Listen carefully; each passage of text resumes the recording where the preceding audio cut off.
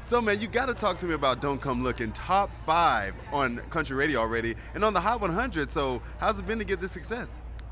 Pretty crazy. It's been one hell of a ride so far, man. I'm just grateful to have gotten this far. And one thing I noticed about a lot of the guys in country right now, I feel like you guys are putting a little more rock back in country. So, what's made you an influence? What has influenced you to do that? My brothers and my entire family really has a big musical palette. But my brothers were like Audioslave, AC/DC, Led Zeppelin. So we like to get heavy, and like we're a jam band, and all my boys live in Baltimore, so they're just like grew up playing in jam bands, and like I got them, and we're just like we're gonna jam. Let's do it. And just like musical fusion, make it heavy, make it loud. You're taking a 20-bar solo, bud, so let's go.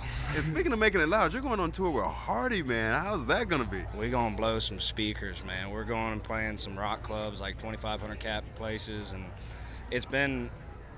This entire year has been like big outside places like amphitheaters, and then we've done arenas and whatnot and stadium here or there, but I'm excited to get that back of like I can feel their breath and I can feel their heat. The closeness. On me, the closeness, man, and they're literally right on top of you, and it's just a different thing, and it's gonna be a fun time. And another thing I noticed about you, you're featured on Yellowstone. I was talking to Lainey Wilson about that. I think it's so cool how that show is helping music, man. How was it to be involved with the Yellowstone? Man, it's one giant honor.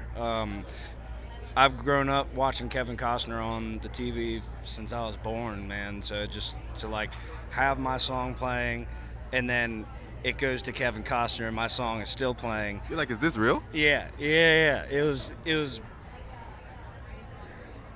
No words. No words, man. It's Man, crazy. that's incredible. I'm super happy for you. You're going to have to design me one of those necklaces, though. I heard you make them. I do, man. This is just a couple beads that I got at a little store out west, and this is a pendant I had since I was about 10 years old. Wow. Yeah, this thing's been all over the world.